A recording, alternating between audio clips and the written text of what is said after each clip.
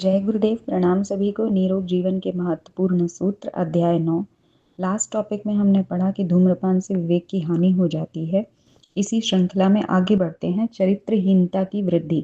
तंबाकू का सेवन अपराधी मनोवृत्ति का उत्पादक और सहायक ही नहीं है, उससे चरित्रहीनता की उत्पत्ति और वृद्धि भी होती है। यह एक कामोद्दीपक पदार्थ है जिसके प्रभाव से मनुष्य की पाश्विक वृत्तियां भड़कती हैं और यौन दुष्कर्मों की प्रवृत्ति को बढ़ावा मिलता है। विवेक शक्ति का ह्रास हो जाने के कारण वह उचित अनुचित का ध्यान भी नहीं रखता और कामुक तथा निर्लज्ज बनकर अपनी वासनाओं की पूर्ति का प्रयत्न करने लगता है।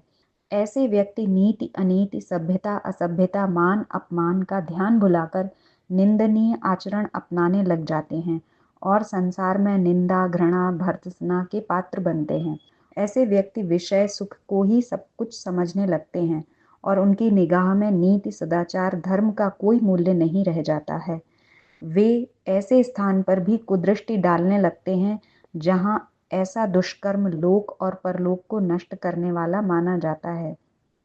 यद्यपि ऐसे लोग विषय सुख के लालच से पतन और अप्रतिष्ठा के मार्ग को अपनाते हैं, पर वह भी उनको अधिक समय तक प्राप्त नहीं होता।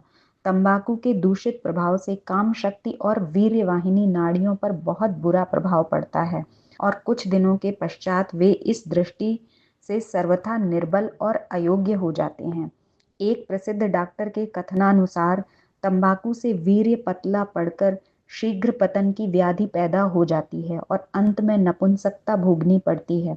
उक्त डॉक्टर लिखते हैं कि जब मेरे पास कोई व्यक्ति ऐसे यौन रोगों का इलाज कराने आता है तो मैं उससे कह देता हूँ कि तुम तंबाकू और विषय सुख, इन दोनों में से एक बात को पसंद कर लो।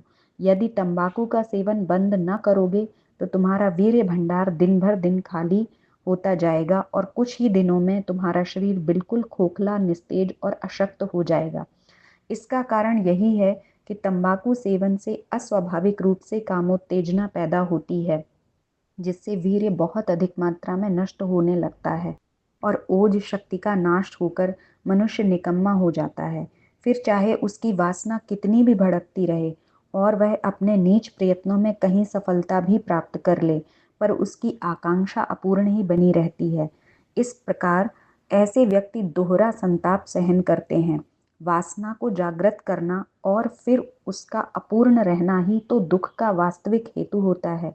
एक तंबाकू ही नहीं, जितने भी नशे हैं वे सब मनुष्य को इसी प्रकार मानसिक पतन करके उससे कुमार्ग में ले जाते और अंत में उसे हर तरह से अपमानित, लांछित, हीन, पतित, उपेक्षणीय बनाकर छोड़ते हैं। नशे के पंजे में फंसकर आज तक किसी ने लाभ उठाया हो या किसी प्रकार के श्रेय, अभ्युदय, कल्याण का भागी बना हो, इसका उदाहरण एक भी नहीं मिलता।